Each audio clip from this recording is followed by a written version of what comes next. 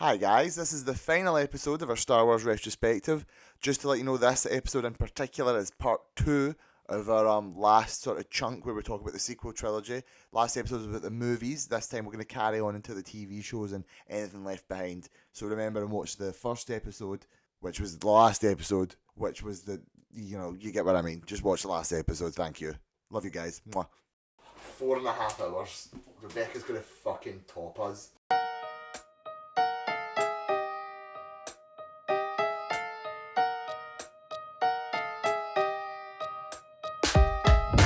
Right, okay. What after that? So yeah, we got the movies. The movies pair out. We've done that, lads. Hope you enjoyed. Then we have the great fucking swing. Although, okay, I'll touch base quickly on something that we're not going to talk about much because you don't fucking have any engagement with that. And that's the fucking third Dave Filoni animated show, and that's Star Wars Resistance. Now, you don't know anything about it. Absolutely none. Absolutely none. I was going to politely say this plain simple. Resistance is fascinating. It's got an anime-inspired art style. A lot of people hate it. I love it. It's the same with Rebels. It's like it just looks different, so it's weird. I think like Resistance anime, is almost cooler because it's like, no, we're not. Rebels was like in a way that you could have imagined it being closer to Clone Wars than it was. Resistance is like, no, we're not Clone Wars. So like, if you're like, why is this not like Clone Wars? That's just because you like Clone Wars and you want it to. Right. It's the one that feels the most though like starts Disney-ish. Rebels gets a lot of like unnecessary flack for season 1 because that one does have a lot of shit in it compared to like the kiddie stuff. Right. There is kiddie stuff. Resistance is literally like a lot of that. Oh, the doofy and Kaz, I'm a whoopity idiot. Oh, I hit my face, boy. But it still gets better. Resistance is just like every other Dave Filoni, like, I think that's one of the ones where he wasn't as big on it as like others. It actually starts off quite childish, but with endearing characters, and it gears up to be quite interesting. It explores like the First Order's presence. It's kind of like, what were they like? You know, how were they different for the Empire? People like accept them because they're not the Empire, and like, why would people accept them and not the New Republic? It's got some great lore. It's got like Phasma, it's got Kylo Ren in it. The main character's from Hosnian Prime, and in fact, do you know? Oh God, I don't know if you've seen this scene in Ahsoka. No, you know in like episode 2 or 3 of Ahsoka when there's that meeting, like Hera has that meeting with like Mon Mothma and the Chancellors, and there's the one guy who's just a dickhead. Aye. Chancellor Xiono. So he's the Chancellor of Hosnian Prime, Right. which is the centre of the galactic government by the time of Force Awakens, the planet that gets fucking blown up. Right. His son is Kaz, who's the main character of Resistance. Right. And Senator Xiono's first name's Hamato. It appears in Resistance later on, Right. where it's revealed that somehow Xiono wasn't actually on Hosnian Prime when it got blown up. Oh, what a surprise! Whoa. Which is like, oh, he's probably a First Order collaborator. So that's all interesting. That was really great character thing for Kaz because he like hates his dad because his dad's a dick. Right. And they have some great character stuff. There's like set up some characters that like one character feels betrayed, so she actually joins the First Order. Then she's like, oh God, the First Order are like the First Order, so I gotta get out of here. But unfortunately, just get cut short. It got like hard cancelled, I think. So there was like, it was 2 seasons, but they still have like a nice robust ending. So Resistance is criminally underrated. It's an understandable ick because it's very much the sequels. It's the First Order. It's like Poe's in it, Captain Phasma's in it, BB-8's in it. It's very much of that era, but it's a really, it does the same thing that Rebels and Clone Wars does. It fleshes it out. It just explores character-focused situations. It dips and dots into like lore. There's like an episode that's basically about the First Order have hauled out all these planets. Why would they need to like practice like hollowing out planets? What could they be doing? It's like, But yeah, that's all. Again, give it its due. It's actually really better than people get credit for. It's not my favourite, but like, it's only 2 seasons. I didn't even tell you, like, give it a go and see what you think. You might not like it, by all means. I think Rebecca's having trouble getting into it. We started watching that, and then we started watching Bad Batch, and it's kind of, let's just watch Bad Batch. Aye. But I like Resistance. I think it's cool. It's got, like, the first season focuses on racing a wee bit, because that's, like, the cover story. Right. And it's actually quite good. The race scenes are quite good. The show was clearly designed around that. At the start, like, oh, we're going to, like, this show off, like, good flying sequences, and it does. Plus, Elijah Woods is in it at one point. It's like a fucking full Nazi. Okay. Damn. So yeah, so after that though we get to the sort of the shift. The Disney Plus era. The Disney Plus era. Disney are putting up a streaming service, and they're like, we're going to start producing fucking high-end direct-to-streaming television. So do you know what? For a flagship streaming service, we need a Star Wars property. We need a Star Wars program. Who are we gonna go to here? Oh, I know. We've already got one guy on tap who does TV shows. Dave Filoni. He seems like a safe bet. David Filoni. Who else should we get? Should we get someone who like loves Star Wars? That's what we should do. We should get Jon Favreau. Jon Favreau, who like apparently he's just been a bit in the background for so long. Like Dave knew him from Clone Wars because he voices Pre Vizsla. Yeah. Apparently they were just always in the back like, man, do you know what would be cool? I'm like a Star Wars show. If we done like some Star Wars shit, bro. So they grab their fucking pens and pencils. Yep, and they get to work on, honestly, like a banger. Yeah.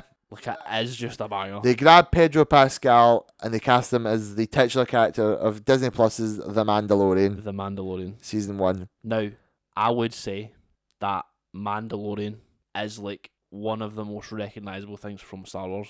Yes. Absolutely. I mean, it was marketed to be as such. It came at the dawn of Disney Plus. Yep. And it was the first ever like live action TV show. But it was also just very snappy. It was very to the point. Like it's very recognisable. Yes. Like you see that and you're like, oh, Boba Fett. Like you just know. But then that's Star Wars. That includes the double team of the end of the first episode of The Mandalorian introducing a baby Yoda. A baby Yoda. Later to be referred to as the child, later to be referred to as Grogu. The child. Which is like such a dramatic concept, weirdly enough, in the lore of Star Wars. Like, oh my god, that's a Yoda. Oh yeah, well, I mean, as season 1 was happening, I was in late. I was there for the end, but I was in late. Everyone was like, what the fuck is that? Like, what is going on? Why is there a fucking baby Yoda there? Literally, what is happening there? Like, he's 150. He can't speak a fucking word yet, though. What is happening there? And we still really don't know. Literally. Let's be honest, right? We barely know anything about We actually don't know what to do with him now, because he's just sort of there. He is also just there. I advocate that they should put him in a blender. Yeah, I thought you were going to say that. Crush him with a really big shoe. But at the start, like we were all very intrigued. Yeah. And we were all happy for it to happen. Mandalorian, especially the pilot of Mandalorian, was such a strong like shown out the gate. It was wild that they came in and they're like, look, we can do Star Wars, we can do episodic, we can do this budget. I mean, they had a great budget to be fair because it's Disney Plus. True. They took this very angular new perspective. It's like, nope, no Force shit here, bitch. No, yeah. Like we're doing some bounty hunting. Well, bounty hunting it's very Western We've inspired. Got some guns. There's a lot of like it's segmented into these like little narratives. We've got like some like odd dogmatic religious overtones. I'm saying it's a bit it's a bit spicy. Political injury. There's like villains in the background. Like this is like post 6. There's post 6. There's another thing to be fair. I mean, I know the sequels were that, but another like post 6, but still in that 30-year period between 6 and 7. So there's like a lot that we don't really know what happened. And it's great to always watch that. It's great to see just the post-Empire era when you're fresh enough, and then like in Mandalorian when he walks past all the Stormtrooper helmets and spikes. It's like one of those iconic images. It's sort of like, oh man, like this is like a post-Imperial. Like, what does the world look like now after the Empire? Yeah. And I thought, season 1 of Mandalorian I thought was really quite good. It's so good. Just so fantastic. It's one detractor is an episode directed by Taika Waititi. Oh my god. I disagree. I don't like that episode. I think the bad episodes, that's the finale. I know, bro. I don't like the Taika Waititi-isms of it. Yeah, you've talked I don't like the about, one scene where there's Stormtroopers talking like, and it's comedy. It just like annoyed me a bit. You know what I mean? The one I don't like is the one directed by Dave Filoni.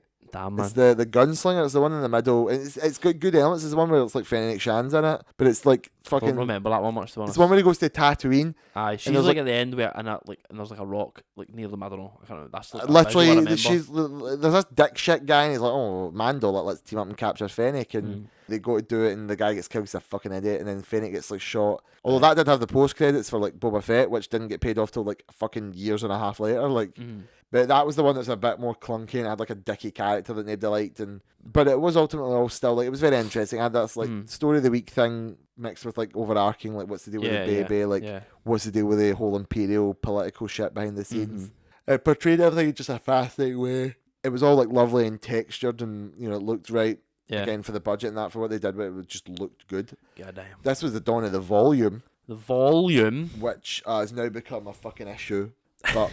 Back then it was that's because it's been used incorrectly. Yes, correct. It's been far too overused. But back then it was. It's pogged here. It's pogged in the start of season 2, especially when they do this weird thing in season 2 where they change the framing, like the letterbox. Oh yeah. Of like one episode, and it's like fucking insane. And I was like, oh shit, that's amazing. I thought that was cool as well. But actually. It's used correctly here, at least. For now. You're right, it does. It's used correctly here, definitely, and it was a cutting edge thing at the time, so it's amazing how good they were able to make it look and do all the things that they did with it. I think that's because they like developed it, at least helped with like construction, I think. Yeah, literally in tandem type of thing, or like designed for at least season 1. Yeah. But no, it's good. It's got like, you know, like the main character's kind of fascinating, as you say. They sort of exploring like warrior cult activities, and you know, it delves into like his droid trauma as well. It's got some really effective flashbacks. The Baby Yoda's like a mystery, but he's incredibly endearing and cute and Yeah. very marketable, which is probably the point. But you know, Toyetic, but not really toyetic in that way. and obviously he brings like a necessary levity, like he brings that love and warmth that it's again for the Mandalorian or Din, as William he's called later. Because you're not really getting that from him. He speaks like 5 words maybe. This is like a story about him becoming like a dad, basically. Basically, this is Star Wars. Dads are cool, aren't they? And I like that. I'm quite keen on that. And I really loved Mandalorian season 1. It was really good at like having some things in it that were like, oh my god, like what? Like post credit scene, holy shit, Moff Gideon's getting the Darksaber. Remember Star Wars Clone Wars? That's kind of wild, yeah. It just had it was a great concept and design. It was really good at introducing new things and using old things effectively. As the first TV show was just like a shining example of okay, like look, here's a fun, like here's fresh, what we could maybe new do. idea. Yeah. Like we can do this. We've got the ability to do so. And yeah, I mean, it looked good visually, audibly. Ludwig Göransson does the score on this, which is insane. Ludwig Göransson's a fucking mental composer to me. That guy, they'll give that guy a genre and he'll just conquer it. Damn. The Mandalorian theme's so iconic now. It is, yeah. You just make like a bang up piece of music. I'm like so happy with it. And I love Ludwig so much. Black Panther. I mean, all the like Ryan Coogler stuff, to be fair. Oppenheimer, to be fair. The Oppenheimer score is fantastic. Damn. Season 2, then. So, Season 2 is a fascinating one. So, you fucking love Season 2. I like, honestly, I mean, I don't even think Season 3 is that bad, to be honest. But like, you just like hate Mandalorian now. So, but Season 2, I'm big on. Pace yourself. We'll all get to that. I'm big on Season 2 because it incorporates more like of wider Star Wars, but doesn't lose what I feel is Mandalorian. Yeah, it steps up in scope. It's a fascinating evolvement, like from the first season being so insular and then the second season being like, no, like here's the other things going on. Yeah, the galaxy gets a bit bigger. Literally. And you know, I am really, a lot of people hark Mandalorian season 2 for being like the cavalcade of cameos. I don't really agree with that. I actually really liked pretty much all Mando season 2 as well. I thought it was really great. I thought same sort of great character work. I do think they sort of meander a bit and there's not really a lot that happens to the characters. They just have like a goal and they just are trying to achieve that goal, but they get swept up on other things. It was really compelling to see like the characters though, like the jump debut of like, oh by the way, here's Cobb Vanth for the fucking books. Like I'm based like, Cobb Vanth character. Loved Cobb Vanth, man. And then, so this is the fucking debut of Katie Sackhoff as Bo-Katan and Also Rosario based. Dawson as Ahsoka. Also based. I disagree with Ahsoka being based. I think I just have our characterization is so weird and moody, and they've tried to go back and like justify it, but it always just feels like a justification. Right. Although I do think she's getting there. Like I've enjoyed her in Ahsoka more than like here. Okay. And she's still fine here. She's quite sage. She's quite wise. I just think she's got like a weird chip in her shoulder. Is all. Right. But as I say, that gets explored and sort of worked through Ahsoka. But like also, I like Bo-Katan was a no-brainer. Like Katie Sackhoff playing Bo-Katan's like, yeah, obviously that's just that's just who she is. That's just that character. Makes sense. She aces it. She's great. Of course. I mean, a lot of the same things apply. Great music, great visuals. That just cool that they've expanded it. So I don't hate the Mandalorian as of season 2. Yes. He hates it as 3. I was very upset with the ending of 3 because it just was a big, cheap, weird, ugly 2. CGI. Oh, sorry, I did 2. Yeah. A big, ugly CGI Luke Skywalker. I don't think it looks that bad. I think it does. It gets better. It gets better in the other shows, but yeah. I think it looked that bad in that one. Man, maybe I'm just not remembering it as hard. I just don't. I have said it. I don't like the deification of Luke Skywalker. I just don't like the belief that like, oh look, Luke showed up here because it's always going to be Luke because he's the coolest guy and everyone thinks he's amazing. But it does just make sense here. Kind of, yeah, but then I wouldn't have like necessarily been against it if it wasn't them. There's like concept art where they used Plo Koon to hide it so that they could show concept and that and storyboards, and like I thought Plo Koon would have actually been just as good because like Ahsoka's in the show and they could interact because that was Plo Koon was Ahsoka's who found Ahsoka. I just think that's the bringing back Luke Skywalker. It's like let's troddle out this nightmare from the bins. Like Luke Skywalker's like back. He's cool in this one. He has like a dramatic hallway scene, which like, just to show you how cool he is. He's like murdering a bunch of fucking droids, and then he just takes Grogu because that's just what he is. He's Luke Skywalker, and he's going to teach him because he's super cool and wise. He's going to teach the kid. And I was like, oh, I don't care. Fucking who cares? Like Luke Skywalker just showed up and doing nothing because it felt like at the time such again like coming off the Last Jedi and then even with Rise of Skywalker, it's like like they're just embarrassed to like have Luke Skywalker be interesting. Damn. They're just gonna have him show up and just be CG. Just hit a bunch of robots and leave, and yeah, that's kind of what it was. To be honest, it wasn't as doom and gloom as I thought it was. Obviously, it's not that bad. Yeah. But I quite like it. no, I know you do as well. That's the thing. I wouldn't even put it against, because a lot of people loved it because it was just good to see Luke. For a lot of people, like classic Luke.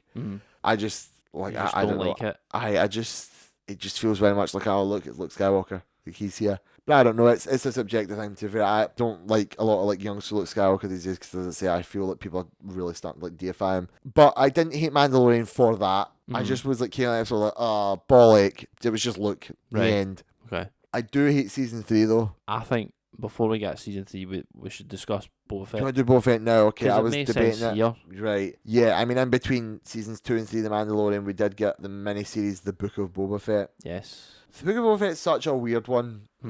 Like, I was talking to some people and we've like looked back on it, and here's the skinny where like it had a really great start. Like Boba Fett coming back, it's a given. Whatever. Of course he survived. Aye, and it was really cool in season 2 when he dropped. Oh god, the season 2 come back and then he gets his armor back and he goes like pure sicko mode. I didn't necessarily need him to just be like a cool guy killing everybody, but it was just good. It's like Boba Fett's back, he's cool, he's angry, he's alive. And then the Tusken Raider backstory is all like so cool, great and cultural and full of like interesting layers in that. Based. Literally, and then Boba's going through some more stuff as well. You can judge how he's feeling, but then it just sort of devolves out of nowhere and it's just like nonsense as well. Like the Tusken Raiders just like suddenly die off screen for no reason at all. Good night, bye. And I'm like, oh fuck, no, that was my subplot. And they're like, no, we dropped it. It fell off the shelf and broke. And then they just get mired in all this like weird, like, I'm like a crime lord, but I'm not really gonna do anything, but I'm gonna do some stuff. I mean, I would like more exploration of that. We do. For 2 episodes, just not have Boba Fett. Yes. We just have Mandalorian. Also, it just becomes the Mandalorian again. It really is the Mando 2.5. Which, that is before it's Boba Fett. I don't know if I love that or I hate it. It's absurd that they just drop him. It's just no what I always want. I wanted Boba Fett for the Boba Fett show. Yeah, the thing about the Boba Fett show is it sort of meanders and trips and falls at the end. It dumps the Mando in it. I will say, I do like the ending where Mando's involved. And it's like a big team effort. Yeah, that's I like that. So I could see you justifying it, saying we need these episodes to have a minute. That makes sense to me, to be fair. But then the other problem is that the Book of Boba Fett has a bunch of like bizarre, like critical fucking like lore in it, and they're like, no, we're just gonna sneak it in the Book of Boba Fett, but we're gonna tell you about like the destruction of Mandalore, and we're gonna literally do Din's entire shit with the Darksaber and that. Yeah, we're gonna deal with that. And like, Grogu's gonna leave and then immediately come back in the same show. Like this Boba Fett show has like CGI fucking Luke Skywalker and Ahsoka. Aye. Like just put that in Mando season 3 or Mando season 2, or not fucking the Boba Fett show. What's Boba Fett who's fucking about in Tatooine trying to be a Crown Lord? What's he up to at this moment in time? I'd like to know. Yeah. And that's what I was feeling journalists. I don't even hate the concept. It's just like, why are we doing all this here and now? Go back to Boba Fett. Exactly. So yeah, it ended a bit like dodge on me for that one. I didn't hate it, but it was a bit like, oh, okay. Like, I don't really know what I'm supposed to remember or take for this either. Yeah. Was that a big one? Sort of like, what's the purpose at the end of the day? I don't know. It was, I think it was just like serving a plot convenience for all we need to get here in season 3 of Mando, so let's just do it here, and then we'll have a cool fight at the end anyway. And Boba's just sort of like, I'm just going to become a crime boss just because. And like, there's like a vacuum there. I guess he knows how to do it because he's been in that world already. I guess. Sure. But again, like I need more exploration for it. This is a problem that so many things have these days. It's just like characters just need to talk. And I'm sad because we probably will never get a season 2 of Book of Boba Fett, and therefore like the Boba Fett content will not be like coming into my veins.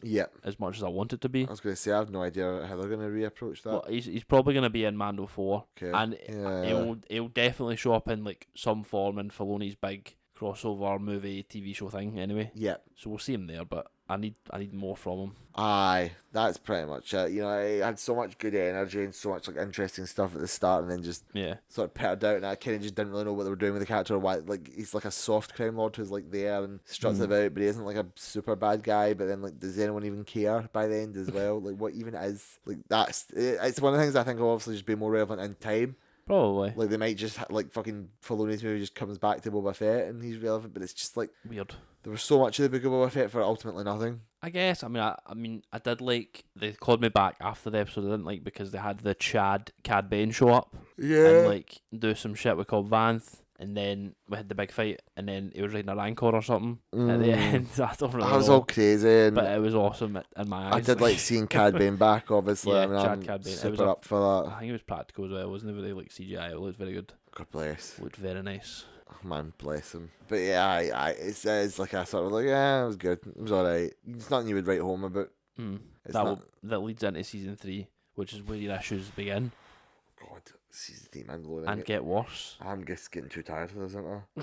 Like, right, season 3 of The Mandalorian, it's a problem to me because it just feels aimless. It just feels like the first episode or two just retreads the situation, and then just things start happening with Bill Endy talking about it, explaining it, and other weird things have like happened, like fucking. I'm sort of losing it on that one, but basically, I think The Mandalorian season 3 just has a bit too much meandering. Right. I don't really think they had like all these ideas of where they wanted the plot to go, and then just sort of like shamble the characters along. Okay. Nobody really gets like interesting enough plot moments, and they're sort of all the ones that they do are like, what? Like fucking Din's like Harry Potter Elder Wand bullshit to get the fucking Darksaber to Bo-Katan. It's like, whatever, man. Like, you spent a lot of time being like, no, I'm not gonna hand it over to you, it's cursed. But you know, I solved a fucking coin puzzle at least once. So now it's like, hang on, I think I just phased it there. What was I talking about? You're talking about how Bo-Katan got the Darksaber from Din over. No, I was actually right. There's like a fucking a pachinko machine fell through, and like she picked it up on one thing, and technically now she owns it, so actually it was always hers. Aye. Now the idea that the show wants to pivot towards her being the Mandalorian is based. I like that. It's based in fine, and I like that. But they bungle all the characters up to that point. Din ceases to fucking exist. And the guy reason gets the Darksaber, gets basically told, you're having trouble with the Darksaber. He's like, yeah, I am. And he just ceases to exist. Right. He doesn't do really anything other than just sort of hover about and agree or disagree with people and then go like do the thing. This is Bo-Katan's story, and it's at the expense of Din, and they didn't properly telegraph that or handle the characters. They just were like, we're going to just keep Din about, but he's just not really going to do anything or say anything of consequence. Because we're focusing on Bo, really. Exactly. Right. The same goes for Grogu. That little fucker's just there. And I hate the kid now. Well, you can hate him because, like, in season 4, they won't be in it much, don't worry. Mm-hmm. They'll just be chilling in a fucking house somewhere. I honestly, I hope they just leave it where they did. That's fine, I think. You can just, not like it because it's a bit meandery. I think it needed... How many episodes was it? 6? 8, I think. 8? Right, I think it honestly needed a bit more. I can't lie. Well... Or they could have done a bit more with the episodes, I guess. Yeah, I mean, that's what... there's so many bits in that. There's literally the Lizzo episode. Right. So, I don't hate that because Lizzo and Jack Black are actually, they're fun. I love Jack Black. I mean, Lizzo's obviously like a fucking issue now, That's cool. There's still, those cameos are good. Christopher Lloyd, I think, was waste. You probably could have done much more with Christopher Lloyd than the Z-tier villain. That whole episode is literally just we have to go get the Mandalorian forces. Let's just take up a really fucking ridiculous side quest. Basically, what side quest now? That's pointless. Let's take up a side quest that's literally pointless and they'll do nothing for us. Other than get us to where we need to go anyway that we could have just went to in the first place. Yeah.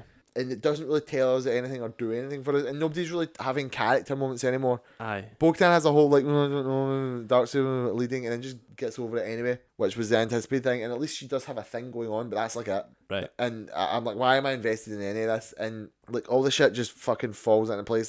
Gideon's there, the bad guy's like, I'm Gideon, and I have a suit of Dark Trooper armor for myself, and I have evil Force sensitive clones that we were kind of hinting at earlier, but this is a shit tier answer. Aye.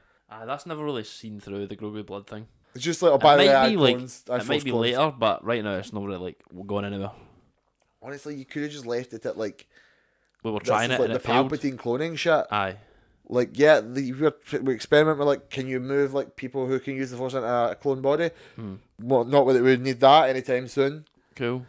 I think that the fact that they destroy Gideon destroys the Darksaber is weird and pish because they just sort of forget to do anything with the emotional logic in the Darksaber. Nobody really grapples with it other than Din, who's gets away from him. Right.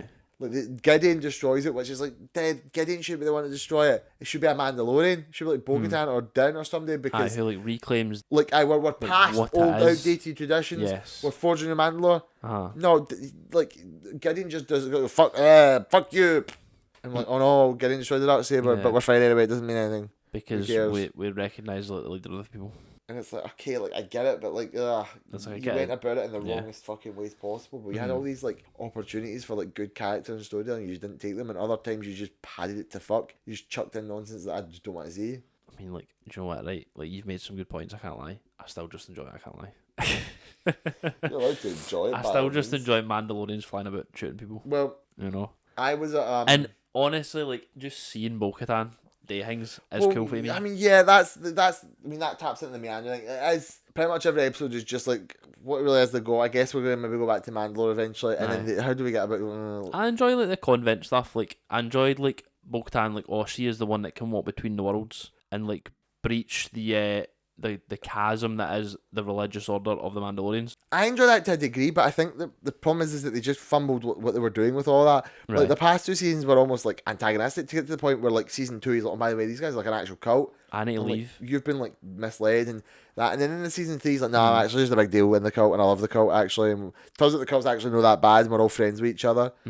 Like all those story beats were like so like blah, like, and then a thing just happens. And a lot of episodes are like going to a place and doing a thing. I do like elements, so as I say, I like individual characters. Like I like Dan as a character, even though he's shit in this one. I like the armorer. Yeah, the armorer's like always been good, I think. I like Paz. I like Paz to a degree, but I like that's just Paz. like Jon Favreau. Yeah. I like Gideon to a degree as well. He has like shit motives and shit like ending, but he's still like He a fun says villain. Thrawn in this. He does. I was going to say, I was at Star Wars Celebration, and I got to go to a special screening of the episode where they get to Mandalore. Right. And like this starting scene with like, it's called The Spies, and the first scene with like the fucking Shadow Council and like Pelion and like Brindle Hux. And I'm like, holy shit, sequel trilogy reference, Thrawn trilogy reference, Thrawn reference. I'm losing my mind. I just thought the rest of that episode was just like, blah, because it's just like, there is no spies. It's like a biblical reference. It's not like the spies in the name's not a reference to actual spies. It's a reference to some quote for the Bible. Right. And like people just walk about in that, and like Din just shows up and he's like, I'm just like actually going to just pledge my allegiance to Bo-Katan. I'm like, okay, I guess Din had feelings. Is that the Mythosaur episode? No. That's the one after it. Yeah, I'm pretty sure. No, because when do we dip in the waters? No, that's like the finale, I'm pretty sure. Because they go into the cave, and then they go down into She sees it before the finale, right? Who, Bo-Katan? Aye. Because they go there. Yes. Din dips That's in it. Aye, that's like episode 2 or 3, because she Aye. has to save, like, flush him out the water. Aye. We see it again later, but yeah. But aye, they go down to like his Moff Gideon's secret underground fucking super base. Aye. That alone, but they see it again, or at least one of them does in the last episode, I'm pretty sure. I don't know, it's... More episodes might have helped, to be fair, as well. I just think even some of the ideas they have were just like really like, why are we here and why are we doing this and how does this help us just get to the point and what is the point at this point? I think the point of this one was to get Din out the way. Pretty much. And I think that is what we've achieved now. I do feel like we've sealed him up, we've wrapped him up, we've done as much as we could with him. Not just because that is where we want it to go, because we just... Bo-Katan's a more marketable, bigger character somehow, right? Yeah. Even though she's from an animated show, which I'd say probably wasn't as popular even as Mando Season 1. It still seems like that's the vibe. And Pedro Pascal's busy with her shit. So, like, he's probably busy doing Last of Us Season 2 and 3. God, he's so before fucking he's busy, coming back innit? to this. Like, where the fuck is he going to come around back for this? Let it be Bo-Katan and let her, like, deal with her, like, fucking try to manage control. Because she has, like, a lot of baggage. I mean, she's dealing with that. She's probably alive when we're doing Ahsoka. Mm-hmm. I don't know if that's parallel to this right now, Season 3. I don't think it is. There's a reference in an Close. episode you've not seen that literally says that this takes place after Season 3. They reference the retaking of Mandalore. Right, okay. So it's she's Ahsoka's alive. Ahsoka's like after. She got to see... What's the relation? Is it cousin? Or like sister? Something like that? Who? Bo-Katan and Sabine. They're not related. They're not related? No. Not at all? They're Bruh. sort of technically clanmates, I think. I don't know. House Wren's like part of like Clan Vizsla. Right. And technically Bo-Katan was all about that. Uh-huh. Bo-Katan is like good friends with Sabine's mum. Yes. So there's like a whole familiarity, but they're not like biologically related, to be fair. I thought there was like some familial ties. But they've got to meet up because it's two recognisable female Mandalorian characters. Yeah. And both of them have held the darksaber at one point in life. Exactly. We had to see them sort of talk and reevaluate. But then also I want them to deal with emotional stuff. Like there's an issue in Ahsoka that they don't really ever like explain the emotional stuff correctly, and then when they do it some really weird or shitty ways. Like I would have Bo-Katan and Sabine sit down and talk about like, oh, by the way, like fucking Mandalore get reglassed, like Sabine's guilt about like maybe I shouldn't have just given up the sword, Bo-Katan's guilt about taking the sword, or like her own failures because she's also had like development after Season 3 Mando. Yeah. So I'd like to see all that go, but that's just like a problem with the strength of the characters. It's just they were all plopped in a terrible season. Right. Of like it's just too many things don't go really anywhere decently or sensibly, and it's all just piddling along to the end till we just take back Mandalore and we fight Moff Gideon. It's all just like, yep, and then crush the darksaber and we beat him up and we win. I just didn't feel like any stakes or emotions or any sort of narrative, like thematic stuff. It was just like, we're going to do a thing and we're going to take our fucking time getting there. Fair. Okay. I mean, it feels like meandering, much like I would say Ahsoka, to be honest. Yeah. If we're gonna go there right now. So Ahsoka, yeah. I think we're ready to wrap up on Ahsoka. I mean, is there anything else with Mando especially? I feel like I'm getting tired. I don't know if you can tell. Ewan's drifting, guys. Because I'm talking about like Mando season 3 and like fucking Rise of Skywalker, and it's just like he's drained them. unenthusing. It's taken it out of them. They're both so unenthusing. There's nothing to grip me. Yes, they've drained them of life. I like watching them going, cool, reference, cool, but then I'm like, where was the story? Where was the emotions? Why was I actually tuning in? Why did I care about these people other than just, that's the Mandalorian for the Mandalorian TM. That's Grogu TM for the Mandalorian TM. Mm-hmm. I don't think we have much else to say on 3. I'm excited for where it goes. You are less enthused about where it goes, obviously. I know, I'm excited to see. Back. I mean, you're like, you just, I don't want to leave it just on me being feeling out. So you say you like it. You're just happy to see Mandalorians being Mandalorians. I'm like, well, I just think I'm less invested in a serious level like you. Yes. So I'm more happy just to take the weekly kind of, this is what we're doing this week kind of thing. This is really the curse of like Andor and The Last Jedi, and it's like Star Wars can be good and rich and textual.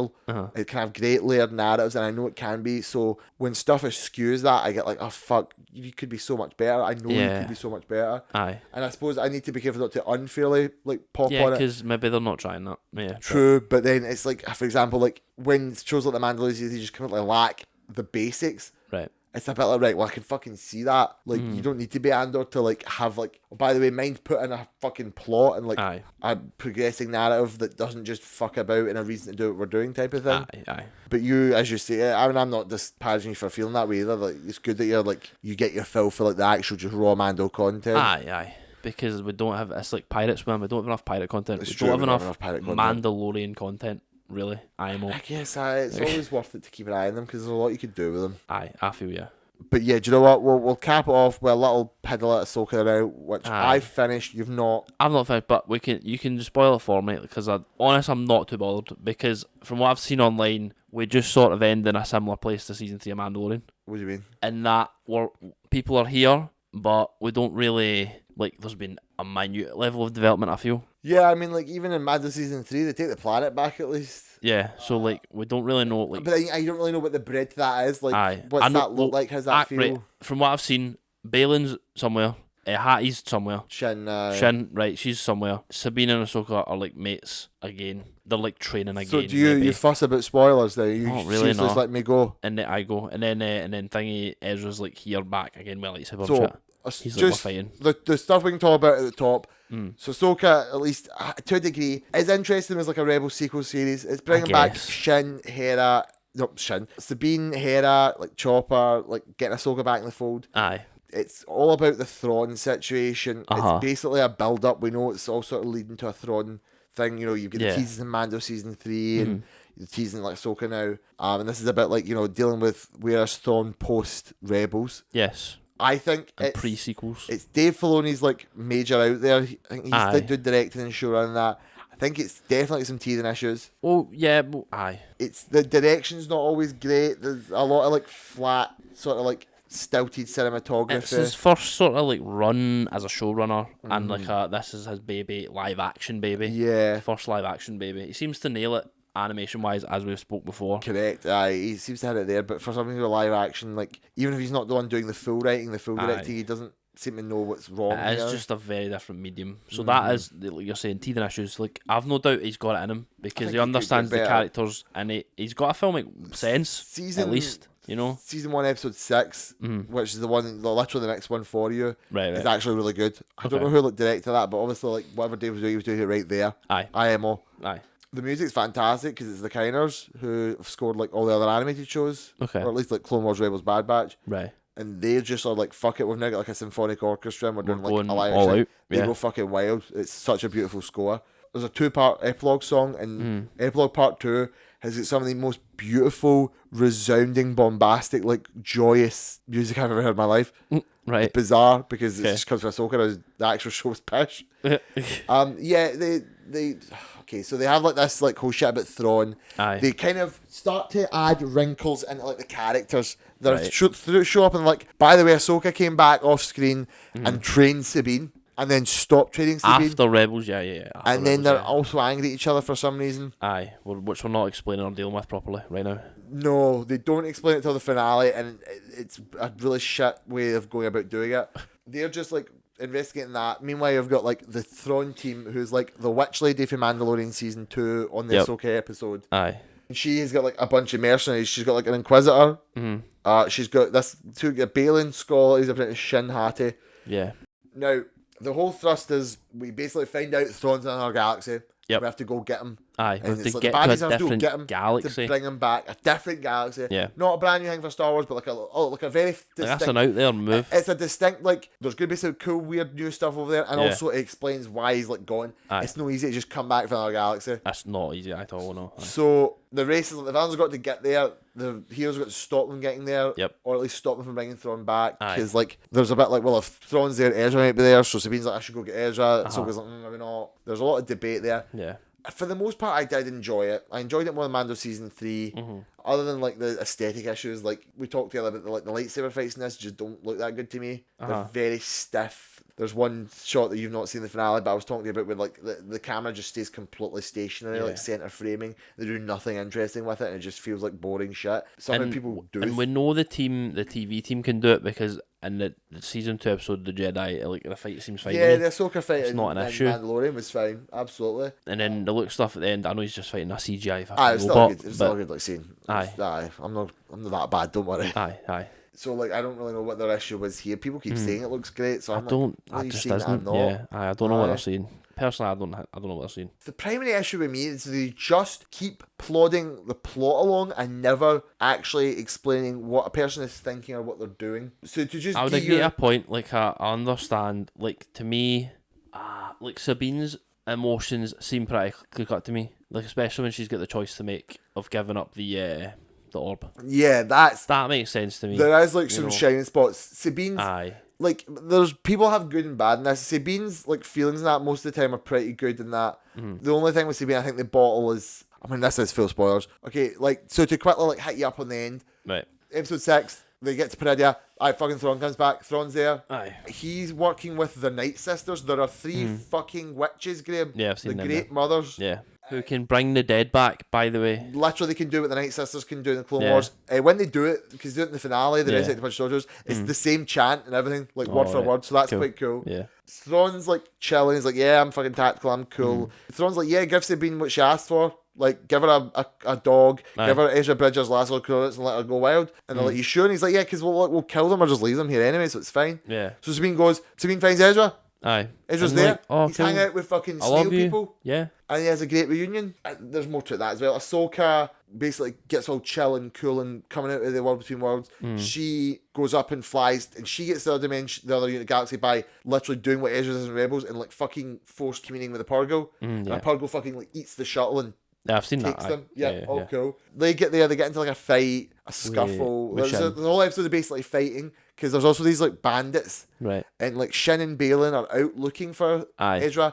Because Shin fights them. Yeah, they get in a fight. Balin finally gets like finally says something about who he is and what he's doing. Right. Which is on Peridia, this planet, like, there is a thing, and he wants to like I think remake the universe or redo something. It's or calling to him. Have the power to like do something. Aye. He just says that there's something calling to him. I want to like. He talks a lot about like he liked the idea of the Jedi, but in their execution they were failures. That's it. It's very vague. They leave it at that. And Balin's like very intriguing. He is very intriguing. Balin, I would love to see more performed of. to Unfortunately, perfection. we will not. I know Ray Stevenson. It's an absolute tragedy that they just didn't do anything good with the character for Ray Stevenson because Ray Stevenson spends the whole season being great and interesting and acting with the nothing he's given. And like would be great if he could see more. Literally, we just will and not. He's gone now. In that episode, because what happens is in the second last episode, there's a lot of fighting. Balin and Shin get involved. Balin basically goes like, "I'm going to bounce." Shin, see you later. I know you don't really care about what I'm doing, so do what you want. Go fight like them. Like, I know you want to be with the Empire, which that caught me off guard. Everyone's like, yeah, Shin kind of looks for like power. And I'm like, I think, does she? Again, they don't really ever properly clarify other than Balin telling us what she thinks. I'm like, what does she think? But Balin fucks off, he just leaves her to it. So there's a big fight where like Ezra and Sabine are like defending the snail people. Ezra's like a monkey, he has like force fighting. He's no fighting with lightsaber. Literally at that point, because Sabine's like, there you go. And he's like, no, it's your one, you keep it for now, I can do the force for now. Eventually Ahsoka gets there and they all fight together. They even try and like, Shin, do you want to come with us? And she's like, oh, bye, I gotta go. So she runs away. Hera also has a quick scene where she gets like court-martialed for like doing all these For missions, being a jobber. but like she doesn't get away with it because fucking C3 penis comes up. Oh yeah. He shows up and he's like, here's like some fabricated proof by Princess Leia from Star Wars. Right. She's fine. It's a fun wee scene, to be fair. There's a good bit where Mon Mothma's like, by the way, like what's like the threat level? Aye, like what's actually bad? And Hera's like, yeah, bro, It's bad. it's bad. Aye, yeah. You probably should get on that. You should probably right now. fucking wake up, guys. Yeah. And then the finale. So the first off, the finale like literally doesn't have Balin and Shin in it. So like, cause Balin's like, I'm gonna go do my thing, and Shin's like, I gotta go do my. I'm gonna fuck off for a bit. So the finale's right. We're gonna go stop Thrawn. Yeah. Ezra builds a new lightsaber because he's now with Hu Yang getting all. It's great because he uses Kanan's like emitter. Right. And he's like, Hu Yang talks about him like Caleb. Right. Like, I made Caleb's lightsaber with him. Right. I have a spare emitter. So Ezra makes his own new lightsaber that looks like Kanan's a bit. Then this is the first bit that really knocks me. It's Ezra and Hu Yang that discuss the crux of what happened between Ahsoka and Sabine. Right, not Ahsoka and Sabine. Oh, by the way, Ahsoka trained Sabine, but then when the Mandalore bombing happened, like when Mandalore get glassed the first time, all of Sabine's family died. And Ahsoka get worried that Sabine was like was trained to become a Jedi to like take revenge and to like gain powers to then fight back. Right. Which isn't like the Jedi way and was fucking might become the dark side. Yeah. So Ahsoka like left her. And I'm like, there it is. At the end of the fucking show. Right. There's a concept of a character moment and motivation. And it's not the characters who are relevant to it don't even fucking talk about it. And then they have a good scene where like Ahsoka and Sabine talk more about like, you know, being a Jedi and like, oh, I'm cool, I'm going to support you. Being a Jedi is not all about using a lightsaber. And then Ezra walks up and he's like, look, I got my lightsaber. Oh, okay, funny, okay.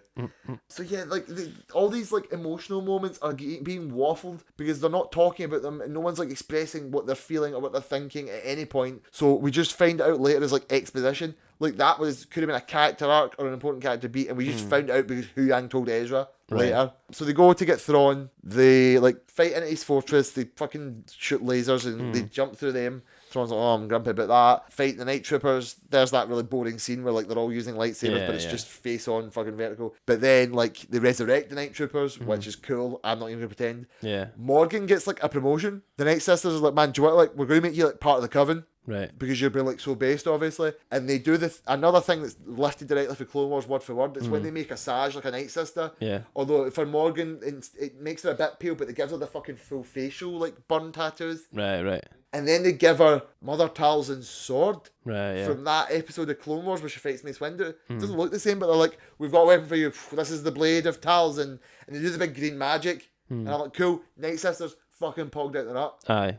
And so like, they fight the zombies, they kill the zombies. Morgan fights Ahsoka one-on-one. People say it's the best fight of the whole show. Again, I don't really like. I looked at it and I didn't really see it. Like I don't care. Yeah. They get up to like the Star Wars. Star Wars about to leave. They're ready to go now. The whole thing was they were loading cargo. Thrawn was like, I have a bunch of cargo, seemingly from the Night Sisters. It's possible they've emptied a bunch of corpses of the Night Sisters out onto this fucking Star Destroyer. Right. Probably like resurrect because you know what the Night Sisters are like. But anyway, the transfer complete. They're fucking leaving the fucking place. And they get up to like Morgan and Ahsoka fighting. Meanwhile, Ezra and Sabine run up and they're like, we're here at the plinth. They fight two Death Troopers. Thrawn still has his Death Troopers. Right. They seem to have been a lot of zombies for a while though because they literally have like a fucking hole in their mask and the fucking like ripped open jaw and that. Aye. And they fuck them up a bit. They catch them off guard and Sabine just uses the Force. Okay. She drops her lightsaber and she goes, I got it. Right. And Alex has always explained, pointing out how they really flubbed that because it was just sort of like, oh, I guess she just like, what was stopping her? What was the emotional journey for it to go on? Or what was her hang up?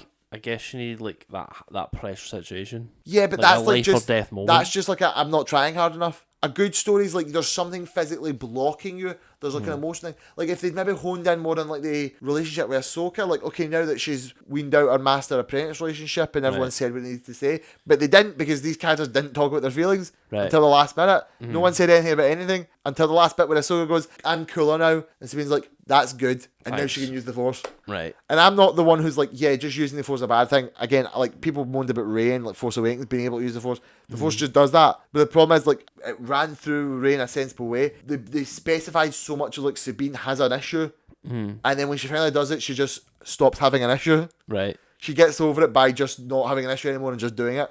Okay. And they do the rebels trick where like so they defeat the Death Troopers, and then the stars are flying away, and they're like, I can't jump that. So Ezra's like, she's like, I'll do the fucking thing where you do a big force jump and I'll force push you like Kanan and you used to do. And she does it. She can now fucking full force push like fucking wah. And I'm like, I guess at least it makes more sense. If that was the moment where she did use the force, because it was a lot more based on like trust in the relationship between them and that. Right. So Ezra gets onto the Star Destroyer as it's leaving.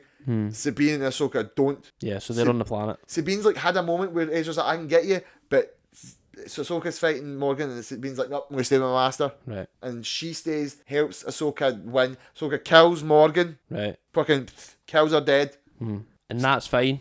A little, but they still left too much of that character out to really understand. Like this is an Imperial person. As like a Jedi killing someone. Oh right, yeah. Like it was like I said, it was in the Because heat of the Ahsoka's, fight. like, It was a accepted killing that now. blow. Oh yeah, by the way, like obviously we mentioned Mara Keller. Like they don't ever explain that other than like I think they're just supposed to infer he was just like a resurrected Inquisitor or something because of the green smoke. Yeah. But yeah, she like takes down Morgan. We barely really know anything about Morgan. There's a lot of whole thing about sacrifice. Like these troopers, like Thrawn's like, these guys know they're going to be left behind and turn into zombies basically. And they're like, yep, they love you, Thrawn. And he's like when they're about to leave and the Ahsoka's getting there, he's like, Morgan, someone should probably stay behind and slow them down. And it's you. And she's like, okay, do you know what? And there's a bit of implication about the Night Sisters being at least self-serving enough because he's like, for the Empire, blah, blah, blah. And she's like, for Dathomir. Right. And the Night Sisters are all like, yeah, like the Great Mother's like, you're best, we love you. So the stars are and it goes. Okay. It fucking leaves. And we're back in Star Wars. They get on the T6 shuttle, like Huyang's there, and they're like, we're gonna go, we'll chase it, we'll fly the hangar. They can't do that. They miss it, flies away. Ahsoka, Huyang, and Sabine are trapped on Peridia. Aye. They go live with the Noti. There's a big ending montage, basically. Yep, you see Thrawn's back. He's in Star Wars now. He's going to Dathomir. You actually see Dathomir from the outside with the Night Sisters. It's clear that they're sort of feeling a bit iffy about him. There's a bit where like he talks about opening in the finale. I talked about him dropping lasers on them. He literally says open fire on the fortress, which is like the fortress they've got is a big Night Sister thing. It's like a holy site. So the Night Sisters hear him and like, man, just bomb the fortress. They're a bit like, well, hang on, this is like our holy site. They don't really do or say anything, but it's clear that they're like, right, hang on. This guy's getting a bit annoying. Right. So he's away to Dathomir to do something with the fucking Great Mothers and a bunch of like 1,000 Night Sister corpses. Probably fuck them all. Let's be honest. Asajj? Well, people are talking about Asajj because in Dark Disciple she gets buried on Dathomir, but the Night Sisters don't resurrect you like with any smarts. Aye. So I don't want Asajj to come out and just be like, oh good, there's Asajj Ventress over there. Yeah. Although they do mention her by name. Okay. I think in 6 or 7, I think it's 6 because it's when Ahsoka's going to Peridia.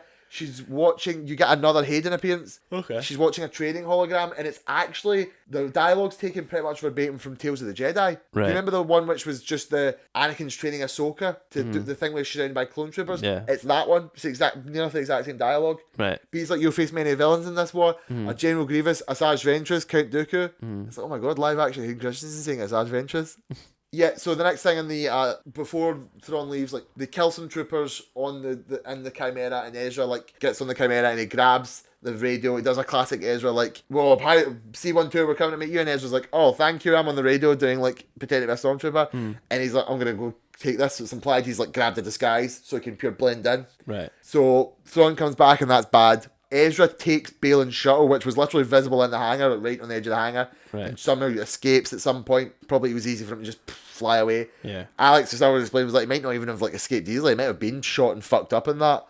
But he goes back to Home One. He makes it to the New Republic. Right. It's like a mirror to the first episode where like that same shuttle goes into Home One, but this time it is an action. It's instead of a bad guy masquerading as a good guy, it's a good guy masquerading as a bad guy. He comes out wearing this stormtrooper armor. I was like, fucking stormtrooper. And then Chopper's like, it's you. He rolls up and he's like, holy fuck, it's you. Yeah. He takes off the helmet. It's Ezra. Big emotional moment. They don't hug, which is bullshit because those characters should be hugging. Right. They just sort of do the whole like, oh, it's me, I'm home, and then the scene ends. Man, just because they didn't film together. I know. That's literally those actors were not together in that room. I think there's maybe like another wee thing I'm missing, but it's not like a big deal. And then they come back to Peridia. Well, no, yeah, it's the Balin and Shin. Balin and Shin appear in the finale finally. Yeah. Balin's like on top of the gods. Yes, Balin is like, so first off, you see Morai. You see the convor, the wee green owl that's been following Ahsoka, that's basically the daughter. Right. Then it cuts to Balin. He just walks up. He's a Mortis, man. Pulls back, and he's Aye. on a statue of the father. Yeah. And there's a statue of the son and a destroyed statue of the daughter. Uh-huh. And he's looking into the distance, and there's like a light shining in the mountains. Yeah. That's it. Bro. Shin goes to there's like bandits that lived on like Peridia, and they get in a couple of fights with them, and they were working, like Shin and Balin were working with the bandits because like enemy of my enemy. She goes back to the camp and like fucking like rallies them. Like she pulls up, all she does is pull up a lightsaber, light it. Right. That's it. Okay.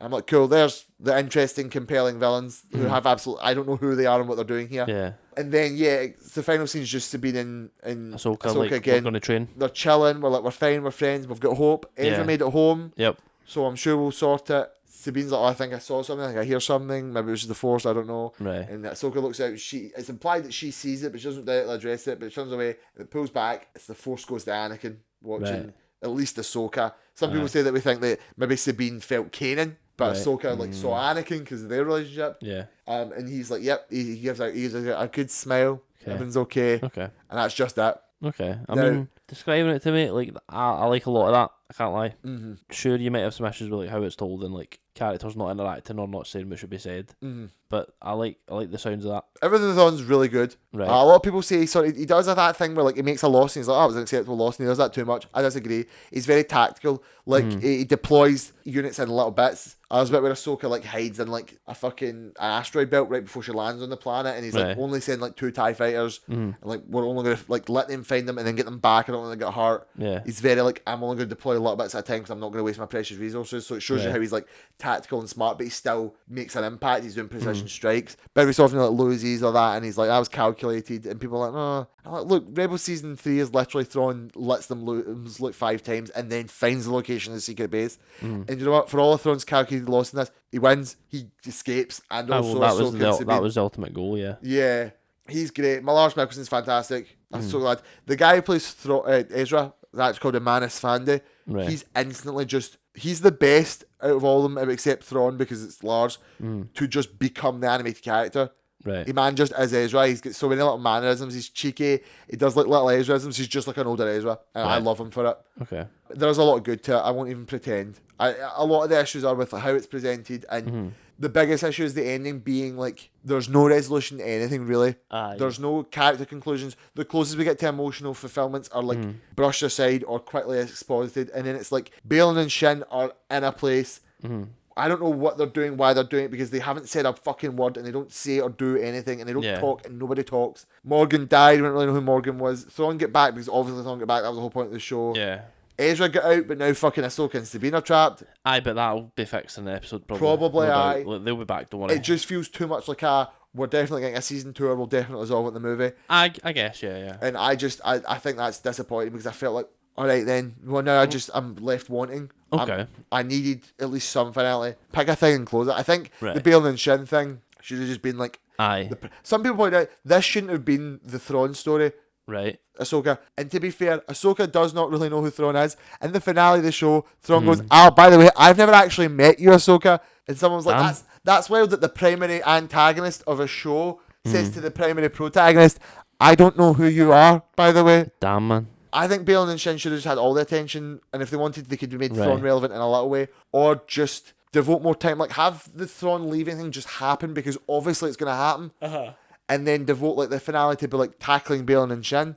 Yeah. Like, well, okay, we're trapped in Peridia, let's deal with this fucking opposing force. But now it's like, no, season 2 will probably deal with that, but also Ray Stevenson's dead, so it's not going to be as good. I don't know how we're going to deal with that, And like, that's like shit we all want to see. Yeah. Like, we all want to know what that is, the Mortis stuff. Like what the fuck is he up to? Aye, what is he cooking there? There's the theories are like, someone's like, it might just be Mortis. Like, maybe Mortis is here, and that's the monastery, because the monastery was like a Mount Light. Some people are like, maybe it's the world between worlds, and like Balin wants to like go to the past and change stuff. I'd be fine with that. I don't want them to like fuck about with time travel too much, but I'd be fine with it. A lot of people think it's a thing called Abeloth, which is a Legends creation, which is functionally the mother. Right. There's this person called, like, okay, there's so much lore about the fucking Mortis gods and legends, and it's We just don't need to get They into it. explain the whole thing, but basically as part of that lore, this one lassie becomes the mother. Right. And she's like cool and chill, and then she like drinks for a pool and goes fucking mental, and Right. becomes a nightmare tentacle monster who's like Cool. an embodiment of all chaos in the fucking universe called Abeloth. Based. I don't want it to be Abeloth because Abeloth is just too much. It seems like kind of It's wild, just too much. Unless they had like a fucking perfect, like, here's how we're going to adapt it. Right. Okay. Probably not that then. But I just wish there was a finality to it. I wish there was like the most compelling thing is like, yeah, Ezra gets back, but then you're sort of like first off, Ahsoka and Sabine are now trapped, so fucking someone took his place. Aye. And two, they don't like the reunion scene's not even sufficient enough. It's literally just like two characters being like, oh my god, it's you, oh my god, it's you. Cool. I'm like, don't have a big, beautiful hug, a triumphant swell of the music, like, oh my god, at least Ezra's back. We get to see Ezra again. Yeah.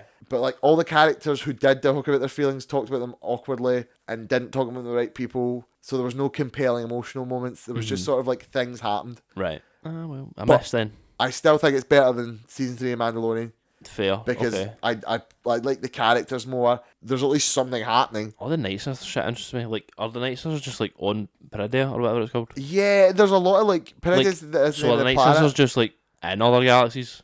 It seems to be that they started in Peridia and then emigrated to like Dathomir, but then they call the old Night Sisters Dathomiri. Right. So that implies they're from Dathomir. So Aye. they maybe came from Dathomir to Peridia and So then like, back. how are they transferring galaxies? Now the problem Like, how is is like that happening? this is another one where it's like, oh, I'd love to know that. Shame the show does not tell me anything We're whatsoever. not finding that out now. But like that's maybe something that you could expose a bit in the comics. I Whatever the guess. Great Mothers are up to, that needs to be shown. But like Right. you could have like a comic or a book being like, oh, here's like Night Sister lore. Like here's Yeah. where they started and where they went. They say like they talk about the Purgle. Apparently Night Sisters tamed and rode Purgle. Alright, well that's how they've done it. They're just like that's based how they wizards, went bro. from one galaxy to the other. I just don't know who started where and why. Like what the Great Mothers are like love Thrawn. They're like, Right. we're absolutely working with you. We're besties. You're so cool for us. Okay. And even when he's a bit weird, they're still like, no, we're on your team. But like, So he what's would Thrawn probably- offering them? He would probably do that because he just like can ingratiate in a culture like that. Well, people are talking more about how he has to get a Force user on his head because twice Right. he's lost a Force user. So he needs to get one. Yeah. I mean, maybe he just uses the force, bro. He even comments on it. He's like, I've been fucking caught up in the heroics of a single Force user before, never again. There's the the books are canon. Oh. Thrawn's like, who the fuck is Ahsoka's master? And Morgan's like, in the next episode, I checked the Inquisitorius database. It's Anakin Skywalker. And he's like, oh my fucking god, that's an issue. Darth Vader. So you're like, oh, he knows him. And then the finale, he doubles down on it. He's like, hi Ahsoka, by the way, like, I knew Anakin. I knew you're. And I also knew Darth Vader, and I knew he was Anakin. I'm like, holy shit, that's just Thrawn alliances. So that's just the is that second where he time finds? it's on Is that where he knows he that's, finds it out? that's Thrawn meeting. It's a 2-pronged story. It's a flashback and a present day story.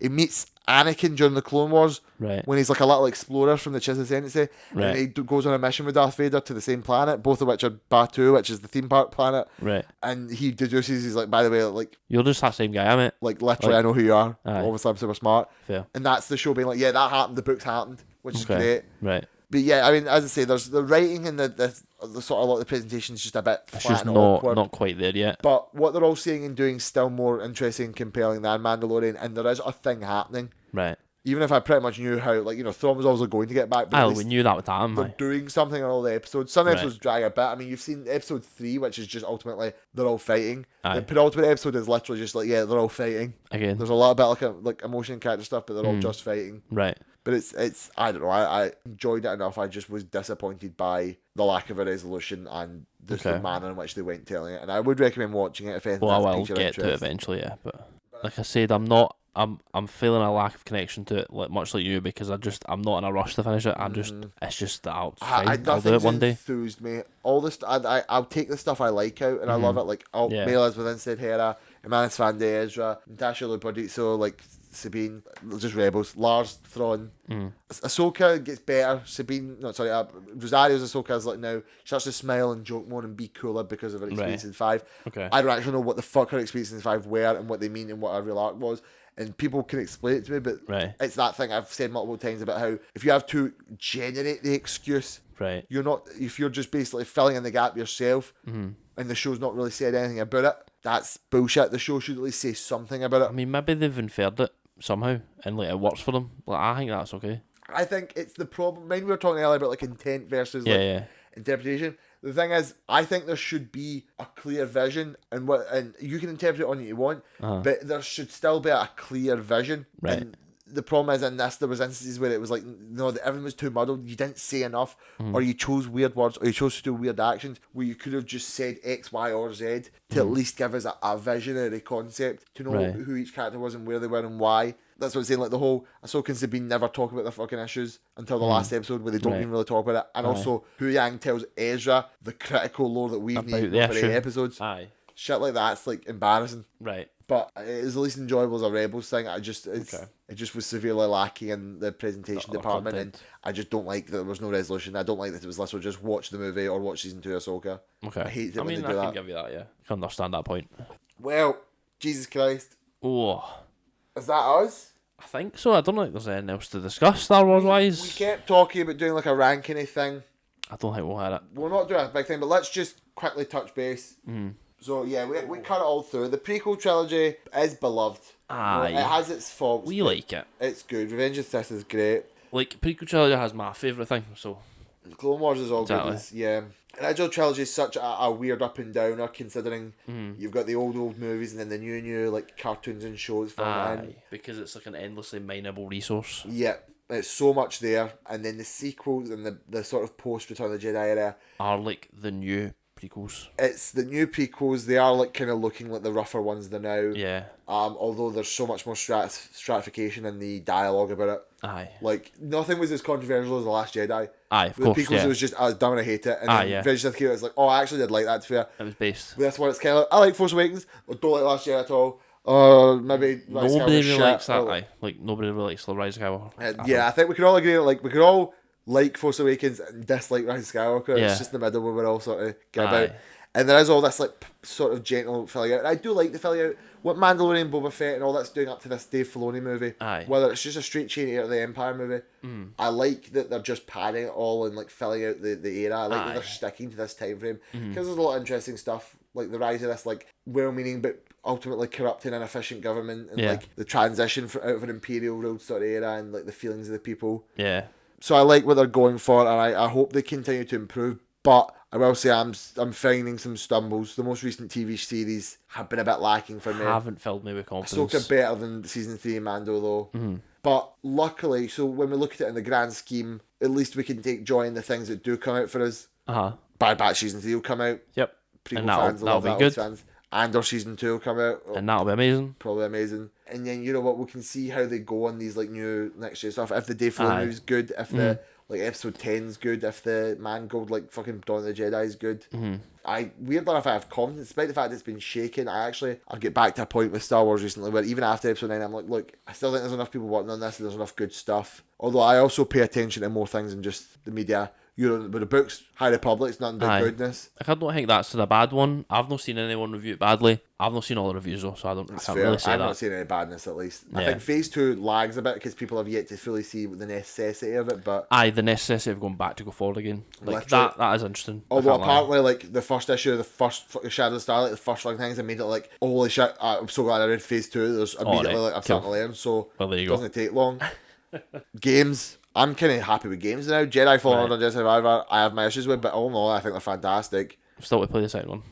I think you should give it a go there. I'm excited to I'm see waiting for a Outlaws. sale, but yeah. I'm excited to see Outlaws. I'm interested to play that one. That one's like I feel like I'll enjoy like a Mandalorian outlaw character playing that more than a Yeah. Jedi. A Jedi's fun, it's cool, but like I've played enough sword games. I'm grateful that they are confident to step into the diversity and like, Aye. you know, obviously we can have the Mandalorian and Ahsoka. One of them's like just Jedi, like classic. The other one's like Aye. emotionally complicated bounty hunter type, or like if it is going to be Bo-Katan, then like like warrior princess leader of their fucking warrior people. Yeah. It's all fascinating. So I actually even have confidence in the face of some setbacks. Yeah, I say no full ranking, but my tops, as I say, Last Jedi, Aye. Andor, and Rebels. Okay. I love those to bits, pretty Feels- much. I mean, I can't knock your opinions on them of what they find. So. And then next to that, I'd say I really like Clone Wars, Bad Batch, Revenge of the Sith. Right. Like that's the tier where it's like even if I don't think it's of the highest quality all the time, I'm just really enjoying it. I really enjoy it. I do. To be fair, I'd even put Bad Batch higher up. Right. I love Bad Batch. Aye. But to be fair, I need to wait for a season. I kind of want to wait till that's done before I can quantify it. You know. Kind of like an Andor. Yeah. Although then maybe that's unfair because I've also put Andor right at the top. But you just But then love that season enough 1 Andor anyway. is so perfect in my eyes. Aye. I'm not saying Bad Batch isn't pretty, but they're like ask me like why is Bad Batch not at the top? Well, I can name you like an episode that's distinctly just filler. I don't really care for it. Right. There you go. But I'd still say Bad Batch is fantastic. All the clone stuff is great. To be fair, even when it's not the best, like episode 3, like maybe the effects aren't the best, or maybe the storytelling and the acting's not the best. Although episode 3's a lot better than we get credit for in that department. Yeah. But clone stuff does always get a kick out of me too. Aye. It's probably because of our era, but like, yes, yeah. They had the fire with the clone stuff. They just know what they're cooking with it, bro. At this point, they're just like a formula they've got. Yeah, and you're pretty much all there. Would you say like? I don't even know if I could rank it as well as you. Clone Wars is top for me because there's so much of it and it's so varied and different. All of it being like what I'd assume most people would say Star Wars is. Rebels I've not finished, but I enjoyed what I'd seen. The movies, Empire's my favourite still. Then it's probably, I don't know, man, it's probably some prequel stuff. Maybe Empire, Return, Revenge, sort of along that kind of line. I don't really know. I need to think about it more deeply. I could sit and rank them all, to be fair, but I just, with Star Wars, I just like to know my good guys. Yeah. You know what I mean, that's why I always have my little handle. Oh, Andor, Last Jedi, Rebels, those are my guys. Yeah. I can trust them. Like if I was like, I want to watch some Star Wars content, I would go Clone Wars. I could fire on an episode and I'd find something and enjoy them in it about it. Revenge of the Sith is a very comfy movie. I could stick that on. Yeah. But then, as you say, even though you might be able to, like, I could stick on. Last Jedi is a good wee one for that for me. Although, I am a big fan of rewatching movies with stuff on them, like pop on the director's commentary. Disney Plus has an OST only version of The Last Jedi. Oh my! Which is beautiful because, like I said, John Williams' score in that movie was divine. There's a consistency. Music's always good in Star Wars. Yeah. It's always fun and colourful, and there's cool aliens and shit. And you know what, like, oh god, this episode, I feel like we spent griping a lot, and I really attempted to fix into, like, complex, like, on discourse, but I think it was bound to happen. Yeah, putting it all to bed. Star Wars is great. Yeah. You know, there's a lot to say about a lot of things, but so it's a hard run recently, but yeah, it's got its ups and downs. Right now, I'm sort of you can't knock the everlasting impact it's made on pop culture and the value it still has. And the stories it's left to tell. 100% on that, yeah. It's longevity for a reason. It's long lasting for a reason. It's always got stuff going on. I'm keen to keep exploring it. The High Republic as an era is testament to that like you can, it's sort of an ever expanding thing anyway. Yep. And James Mangold's movie being like a start point might not even be the start point. It's true. It could still be before that we have stories to tell. There could be eventually be, like, at least you could probably go too far in one direction, but yeah, I suppose. Like the amount of out of the fucking the original trilogy period alone. Aye, we're still doing it. And we've still got like fucking oodles to go. Like you've got your fucking sequel era, your prequel era, and then High Republic, go back to the Old Republic types, fucking New Republic, post New Republic with the Rey movie. Like yeah. It's gonna be crazy, bro. I'm confident there's always stuff to do. I'm confident at least one of these movies will be good. Yeah, I think I don't know. I feel like I should, after season 3 Mando, I was more. You're concerned. Yeah, annoyed about it than I am after Ahsoka. Even though I didn't really like Ahsoka as much. Yeah. It's like I thought I could have, but then I don't know. It was still good enough and fun enough, and I mean Thrawn's back, and the promise of Thrawn being about is like okay, like cool. Ahsoka like season Thrawn, 2 or like so. This Dave Filoni movie. Yeah. It's going to do something for me. There's a guaranteed something's going to happen for me, and then we'll keep watching it unfold for there. Aye. For all our gripes, for all our white men wibbling or crying or picking Star Wars. I'm happy to be a part of it. Yeah. I'm glad I could sort of expedite and share my feelings here. I'm enjoying the content. There's a lot of complicated stuff to go about. Although if you ask me a good day, I'll just be like, that's good, isn't it? Or I hate it. Fuck Star Wars. It's a bit interchangeable for you, yeah. I love it. I'll say I hate it. I never actually mean I hate it. I love it. I hate to be a part of it. He hates it, he loves it, but he loves it. Yeah, I hate to go on Twitter and like talk to people about it. Aye. Because like Twitter. But yeah, it's a doozy. And this series was a doozy. It was, but it was a good idea, Ewan. It was a good idea. Was it? Aye, I think so. Okay, I'm glad to know that. I'm happy to. I think it was a really good I enjoyed our discussions. I did as well. It was just really deeply engaging and like, it wasn't even always just about like, oh, I like that, it's good. It was like confronting. It was always about weaning and discussing and feeling and theorising. It was pleasant. It was chunky. Chunky. If anyone's listening to this and has stuck their way through the whole thing, yes. Good God. Good, well done, because we tailed off a bit towards the end here. Yeah, we did lose a bit of steam. We're tired, we're exhausted, we're talking about stuff that's not as good as it could be. Yeah. I haven't had a drink of water in like 3 hours. I have needed to pee for at least an hour. And I think I'm going to die. Graham's going to piss his pants. I wish you would have told me we could have took a break. I wanted, do you know what? Like, I was like, oh, we'll get to like Mando, and then before we talk about Ahsoka, I'll break. But we just went, and I was like, you know what? We're just here. I didn't need to pee exactly in that moment, but I had like in spells needed to pee, and I've been like, man, I need to pee so bad. Oh damn, bro, damn. But it's fun. I purred through. Well, fair enough, mate. We'll get you on the pistol now. We'll wrap it up. It has been a good fun, a good pleasure. Yes. We will probably kick it back with an easier one after this for a while. So. Aye. I don't think we've got anything that we've been undertaking this big. Nah, not for at least a bit. You know, probably I don't know. We could maybe the DC one. Maybe the DC one. Aye. Maybe we could leave that for next year in preparation of Superman. It's true. We have a lot going on. Did you see? We're talking about sort of news now. Did you see they confirmed that none of the Zack Snyder Justice Hero actors would return as their roles? I don't know who said it. Was it from the horse's mouth, James Gunn himself? Allegedly, but then I didn't see the quote from it. I just saw people saying James Gunn says. So I mean, if James Gunn said that, I believe it. I actually just don't believe it till I've seen him say it though. I'm fine with it. I'm fine with it. I think that's, if you're gonna do a clean break, do a clean break. They're saying that they're like Momoa's already getting a new contract written for Lobo. Yeah, well, I think they would recast some of them. Yeah, aye, like that makes perfect sense to me. I think I don't know how they do Cena then, because Cena was like, well, I mean, it was just generic Justice League people and Peacemaker, right? It wasn't like the Justice League. So I guess you can get away with that. Saw Ezra and Jason. Ezra and Jason. Oh, Ezra Miller. I thought I was talking about Star Wars Ezra. I'm like, how is he fucking in it? Ezra Jason Zendilla. Right. He's got a kid in Ahsoka. I guess, I don't know why, because I mean, that's just a weird one. He just wants to work with his mates, and that makes sense because they're his mates. Or just don't put the Justice League back in Peacemaker and just pretend it didn't happen. Aye, that's fine. Aye, cool. I mean, Sholo's in it, and he had a movie that isn't even a thing, but he's still like a same character, so... Yeah, I don't really know. That one's a fascinating one. You know, the idea of James just wanting his pals, sometimes that grates me, but as long as it works out, and like, that's David Cornsweet, if he's good as Superman... Aye. I have no doubt that, like, the fact he's working with his mates is a good thing, because they work really well together. That is true, aye. I'm really sort of getting in there, like, okay, let's see how Superman Legacy turns out. I am starting to feel a little bit of hope, a little bit of, like... a little bit of hope. Do you know what this symbol stands for? Why do you have an S on your chest? It's big S. Just means stands for Superman. Superman. On my homeworld, it means Superman. Superman. Fuck. Oh, right. Okay, people. We'll see you next time for something a bit more easygoing, a bit more fun. Yes. Hopefully. Hopefully. I have no doubt, man. It'll be nice and chill. Next time, I promise. Oh, next time.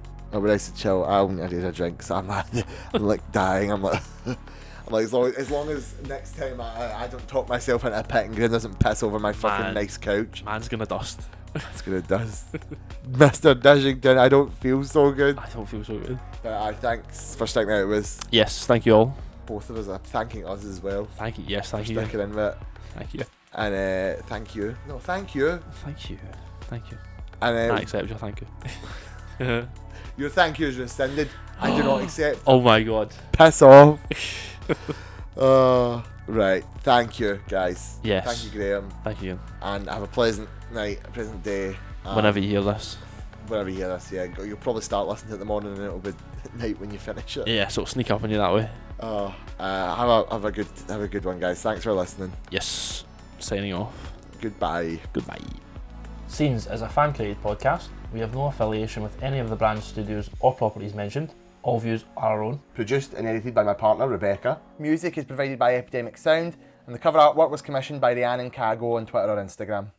Oh my god.